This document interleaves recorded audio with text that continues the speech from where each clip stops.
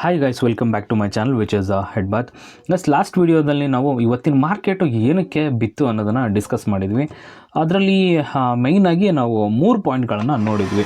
So ಒಂದೇದೇನಪ್ಪ ಅಂತ ಹೇಳಿದ್ರೆ U S market ಬಿತ್ತು. ಸೊ ಆ ಕಾರಣಕ್ಕೋಸ್ಕರ ಎರಡನೇ reason ಜಪಾನ್ದು bank of Japan monetary ಪಾಲಿಸಿಂಜೆಲ್ಲ ಜಾಸ್ತಿ ಮಾಡ್ತು. ಸೊ ಅದೊಂದು. ಸೊ ಮೂರನೇದೊಂದು ರೀಸನ್ ಹೇಳಿದೆ. ಸೊ ಮಿಡಲ್ ಈಸ್ಟಲ್ಲಿ ನಡೀತಿರ್ತಕ್ಕಂಥ ಒಂದು ವಾರು, ಅಂದರೆ ಮಿಡಲ್ ಈಸ್ಟಲ್ಲಿ ಏನು ಇಸ್ರೇಲ್ ಮತ್ತು ಇರಾನ್ ಇದೆ, ಅವುಗಳ ನಡುವೆ ಏನು ಯುದ್ಧ ಮಾಡೋ ಲೆವೆಲ್ಗೆ ಏನು ಧಮಕಿ ಹಾಕ್ತಿದ್ದಾರೆ. ಸೊ ಆ ಒಂದು ನ್ಯೂಸು ಇವಾಗ ನಿಜರೂಪನ ತಗೋತಾ ಇದೆ. ಸೊ ನೋಡೋಣ ಇನ್ನು 24 ಗಂಟೆಯಲ್ಲಿ ಏನಾಗಬಹುದು. 24 ಗಂಟೆ ಅಥವಾ 48 ಅವರ್ಸ್, 48 ಗಂಟೆಗಳಲ್ಲಿ ಒಂದು ಇಂಪಾರ್ಟೆಂಟ್ ಆಗಿರ್ತಕ್ಕಂಥ ಒಂದು ನ್ಯೂಸ್ ಬರುತ್ತೆ. ಸೊ ನೋಡೋಣ, ಅದು ತುಂಬಾ ಮಾರ್ಕೆಟ್ ಮೇಲೆ ಇಂಪ್ಯಾಕ್ಟ್ ಆಗುತ್ತೆ. ಸೊ ಆ ಒಂದು ನ್ಯೂಸ್ ಏನು ಅನ್ನೋದನ್ನು ನೋಡ್ತಾ ಹೋಗೋಣ. ಓಕೆ, ಈ ಬರ್ತಿರ್ತಕ್ಕಂಥ ನ್ಯೂಸ್ ಏನಾದರೂ ನಿಜ ಆಯಿತು ಅಂದರೆ ಸೊ ಮಾರ್ಕೆಟು ಹೇಳೋಕ್ಕಾಗಲ್ಲ ಯಾವ ಲೆವೆಲ್ಗೆ ಕ್ರ್ಯಾಶ್ ಆಗುತ್ತೆ ಅಂತ ಹೇಳ್ಬಿಟ್ಟು. ಸೊ ನೋಡೋಣ ಇನ್ನು 24 ಗಂಟೆ ಒಳಗೆ ಏನು ಒಂದು ನ್ಯೂಸ್ ಬರ್ಬೋದು. ಅಂದರೆ ಇವಾಗ ಇರಾನು ಮತ್ತು ಇರಾಕ್, ಇದು ರಿಪೋರ್ಟ್ಸ್ನ ಮುಖಾಂತರ ಬಂದಿರತಕ್ಕಂಥ ಒಂದು ನ್ಯೂಸು. ಸ್ಕ್ರೀನ್ ಮೇಲೆ ನೋಡ್ಬೋದು ನೀವು. US said to believe Iran could attack Israel within next 24 to 48 hours.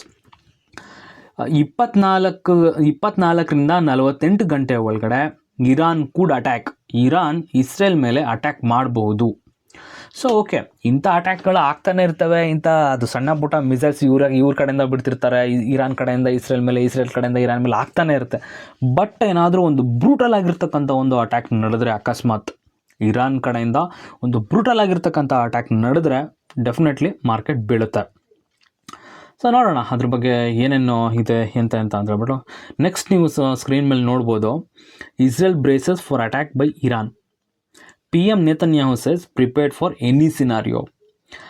ಈಗೇನು ಇರಾನ್ ಅವ್ರೇನು ಸುಮ್ಮನೆ ಕೂತ್ಕೊಂಡಿರಲ್ಲ. ಈ ನ್ಯೂಸ್ ಬಂದ ತಕ್ಷಣ ರಿಪೋರ್ಟ್ನ ಮುಖಾಂತರ ಅವ್ರ ಕಡೆನೋ ಏನು ಇಂಟೆಲಿಜೆನ್ಸ್ ಇರುತ್ತೆ, ಸ್ಪೈ ಇರ್ತಾರೆ, ಎಲ್ಲರನ್ನೂ ಬಿಟ್ಟಿರ್ತಾರೆ. ಅಕಸ್ಮಾತ್ ಅದೇನಾದರೂ ನಿಜ ಅಂತ ಅವರಿಗೆ ಗೊತ್ತಾದರೆ ಏನು ಹೇಳ್ತಿದ್ದಾರೆ ಅಂತ ಹೇಳಿದ್ರೆ ಇರಾನ್ ಅವರು, ನಾವು ಯಾವುದೇ ಒಂದು ಇದಕ್ಕೂ ಎಂಥ ಮಟ್ಟಕ್ಕೆ ಹೋಗ್ಲಿನೋ ನಾವು ರೆಡಿ ಇದ್ದೀವಿ. ಸೊ ಅಂದರೆ ಏನು ಇದರಿಂದ ಆಗುತ್ತೆ ಅಂತ ಹೇಳಿದ್ರೆ ಅಲ್ಟಿಮೇಟಾಗಿ ಮಾರ್ಕೆಟ್ಗೆ ಹೊಡೆತ ಬೀಳುತ್ತೆ. ಸೊ ಆದ ಕಾರಣ ಕೆಲವೊಂದು ಬಂಕರ್ಗಳಲ್ಲಿ ಇರಾನ್ನ ಮಿನಿಸ್ಟರ್ಸ್ಗಳಿದಾರಲ್ಲ ಅವ್ರಿಗೆಲ್ಲರೂ ಸೇಫೆಸ್ಟ್ ಜಾಗಕ್ಕೆ ಕರ್ಕೊಂಡೋಗಿದ್ದಾರಂತೆ, ಅಂದರೆ ಬಂಕರ್ಗಳಲ್ಲಿ ಇರಿಸಿದಾರಂತೆ ಇವಾಗ. ಸೊ ನೋಡೋಣ ಇದರಿಂದ ಏನಾಗುತ್ತೆ ಇದರಿಂದ ಕನ್ಕ್ಲೂಷನ್ ಏನಪ್ಪ. ಓಕೆ, ಎಲ್ಲೋ ಒಂದು ಕಡೆ ಒಂಥರ ಅನಿಸುತ್ತೆ, ವಾರ್ ನಡೀತಿದೆ, ಎಷ್ಟೋ ಅಮಾಯಕರು ಸತ್ತೋಗ್ತಾರೆ. ಸೊ ಕನ್ಕ್ಲೂಷನ್ ಏನಪ್ಪ ಇದರಿಂದ ಅಂತ ಹೇಳಿಬಿಟ್ರೆ ಏನಂತ ಹೇಳಿದರೆ, ಫೋಕಸ್ ಎಲ್ರದ್ದು ಕೂಡ ಇವಾಗ ಮಿಡಲ್ ಈಸ್ಟ್ ಮೇಲೆ ಇರುತ್ತೆ. ಯಾವುದೇ ಕಾರಣಕ್ಕೂ US ಹೋಯ್ತು, ಹಾಗೆಯೇ ಜಪಾನ್ದು ಹೋಯ್ತು. ಇವಾಗ ಎಲ್ರದ್ದು ಫೋಕಸ್ಸು ಮಿಡಲ್ ಈಸ್ಟ್ ಮೇಲೆ ಏನಾಗುತ್ತೆ ಅಂತ ಹೇಳ್ಬಿಟ್ಟು. ಸೊ ಅಕಸ್ಮಾತ್ ಏನಾದರೂ ಬ್ರೂಟಲ್ ಆಗಿರ್ತಕ್ಕಂಥ ಅಟ್ಯಾಕ್ ನಡೆದೇ ಬಿಡ್ತು ಅಂದರೆ ಏನಾಗುತ್ತಪ್ಪ, ಫಸ್ಟ್ ಆ್ಯಂಡ್ ಫಾರ್ಮೋಸ್ಟ್ ಅಂತ ಹೇಳಿದ್ರೆ ಕ್ರೂಡ್ ಆಯಿಲ್ ಪ್ರೈಸಸ್ಗಳು ತುಂಬಾ ಜಾಸ್ತಿ ಹೋಗ್ತವೆ. ಇದು ಗ್ಲೋಬಲೈಸೇಷನ್ ಆಗಿರ್ತಕ್ಕಂಥ ಎರಾ. ಸೊ ಈ ಒಂದು ಟೈಮಲ್ಲಿ ನಾವು ಒಂದು ದೇಶದಿಂದ ಮತ್ತೊಂದು ದೇಶಕ್ಕೆ ನಾವು ಇಂಟರ್ಕನೆಕ್ಟೆಡ್ಡು, ಒಂದು ದೇಶದಿಂದ ಮತ್ತೊಂದು ದೇಶಕ್ಕೆ ನಾವು ಡಿಪೆಂಡೆಂಟ್ ಆಗಿದ್ದೀವಿ. ಸೊ ಆ ಕಾರಣದಿಂದಾಗಿ ಶಾರ್ಟ್ ಮಾರ್ಕೆಟಲ್ಲಿ ಒಂದು ನೆಗೆಟಿವಿಟಿ ಬಂದೇ ಬರುತ್ತೆ. ಸೊ ಹಾಗೆಯೇ ಮುಂದೆ ನೋಡೋದಾದರೆ ನೋಡಿ, ಇದು TA35 ಇಂಡೆಕ್ಸ್, ಇದು ಇಸ್ರೇಲ್ನ ಒಂದು ಇಂಡೆಕ್ಸು. 5 ದಿನದ ಡೇಟಾವನ್ನು ನಾನು ತೊಗೊಂಡೆ. -4.93% ಅಷ್ಟು ನೆಗೆಟಿವಲ್ಲೇ ನಡೀತಾ ಇದೆ. ಈಗಲೂ ಕೂಡ ನೆಗೆಟಿವಲ್ಲೇ ನಡೀತಾ ಇದೆ ಇಸ್ರೇಲ್ನ ಒಂದು ಇಂಡೆಕ್ಸು. ಸೊ ಹಾಗೆಯೇ ನಾನು ಇದನ್ನು ಕೂಡ ತೊಗೊಂಡಿದ್ದೆ, ಇರಾನ್ನ ಒಂದು ಇಂಡೆಕ್ಸನ್ನು ಕೂಡ ತೊಗೊಂಡಿದ್ದೆ.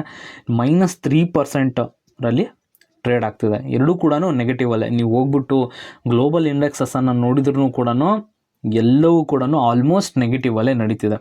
ಹಾಗೆಯೇ ಡೋ ಜೋನ್ಸ್ ಅಮೇರಿಕನ್ ಮಾರ್ಕೆಟನ್ನು ನೋಡಿ, ಇವಾಗ ಫ್ರೆಶ್ ಆಗಿರೋ ಡೇಟಾ ತೊಗೊಂಡಿರೋದು ನಾನು, ಅಂದರೆ ಈಗೇನು ವಿಡಿಯೋ ಮಾಡ್ತಿದ್ದೀನಿ ಇವಾಗ ತೊಗೊಂಡಿರ್ತಕ್ಕಂಥ ಡೇಟಾ ಇದು. ಸೊ ನೋಡ್ಬೋದು ನೀವು 2.43 ನೆಗೆಟಿವಲ್ಲೇ ನಡೀತಿದೆ. ಸೊ ನೋಡೋಣ ಏನಪ್ಪ, ಒಂದು ಸಣ್ಣ ರೀಸನ್ ಸಿಕ್ಕರೆ ಸಾಕಿತ್ತು ಈ ಬಿಯರ್ಗಳಿಗೆ. ಆ ರೀಸನ್ ಇವಾಗ ಸಿಕ್ತು. ಸೊ ನೋಡೋಣ ನಾಳೆ ದಿನ ಮಾರ್ಕೆಟ್ ಯಾವ ಥರ ಆಗುತ್ತೆ, ಏನು ಥರ ಆಗುತ್ತೆ ಅಂತ ಹೇಳ್ಬಿಟ್ಟು. ಎಲ್ಲ ಒಂದು ಕಡೆ ನಮ್ಮ ಮಾರ್ಕೆಟ್ ಮೇಲೆ ಇದು ಇಂಡೈರೆಕ್ಟ್ ಆಗಿರ್ತಕ್ಕಂಥ ಒಂದು ಇಂಪ್ಯಾಕ್ಟನ್ನು ಕೊಡುತ್ತೆ. ನೋಡೋಣ ಆಯಿಲ್ ಪ್ರೈಸು ಯಾವ ಥರದಾಗಿ ಫ್ಲಕ್ಚುಯೇಟ್ಸ್ ಆಗ್ತವೆ. ಅನ್ನೋದನ್ನು.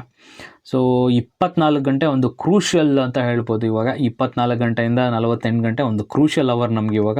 ಸೊ ನೋಡೋಣ, ಅಕಸ್ಮಾತ್ ಅಟ್ಯಾಕ್ಸ್ ಆದರೆ ಒಂದು ಬ್ರೂಟಲ್ ಆಗಿರ್ತಕ್ಕಂಥ ನೆಗೆಟಿವಿಟಿ ಅಂತೂ ಬರುತ್ತೆ. ಸೊ ನೆಗೆಟಿವಿಟಿ ಅಂದ ತಕ್ಷಣ ಅಯ್ಯೋ ಬಿತ್ತು ಅಂತ ಇದು ಮಾಡ್ಕೊಂಬೇಡಿ. ಒಂದು ಆಪರ್ಚುನಿಟಿ ಇದು ತೊಗೊಳಕ್ಕೆ. ಒಳ್ಳೊಳ್ಳೆ ಶೇರ್ಸ್ಗಳು ತುಂಬಾ ಕಮ್ಮಿ ರೇಟಲ್ಲಿ ಸಿಗುತ್ತೆ. ಫಾರ್ ಎಕ್ಸಾಂಪಲ್ ಮ್ಯಾರಿಕೋ ಆಗಿರ್ಬೋದು, ICICI ಬ್ಯಾಂಕ್ ಆಗಿರ್ಬೋದು, ಇನ್ನು ಚೆನ್ನಾಗಿರ್ತಕ್ಕಂಥ ಶೇರ್ಗಳು ಡಿ-ಮಾರ್ಟ್ ಆಗಿರ್ಬೋದು, ಬ್ರಿಟಾನಿಯಾ ಆಗಿರ್ಬೋದು, ತುಂಬ ಈ ಥರ ಶೇರ್ಗಳೆಲ್ಲ ನಮಗೆ ಬೇಕಂದ್ರೂ ಕೂಡ ಕಮ್ಮಿ ರೇಟಲ್ಲಿ ಸಿಗೋದಿಲ್ಲ. ಸೊ ಇದೊಂದು ಗುಡ್ ಆಪರ್ಚುನಿಟಿ ಮತ್ತೆ ಬೈ ಮಾಡೋಕ್ಕೆ, ಅಂದರೆ ಲಾಂಗ್ ಟರ್ಮಲ್ಲಿ ಬೈ ಮಾಡೋದಕ್ಕೆ, ಯಾವುದೇ ಇಂಟ್ರಾಡೇ ಪಂಟ್ರಾಡೇ ಅಲ್ಲ.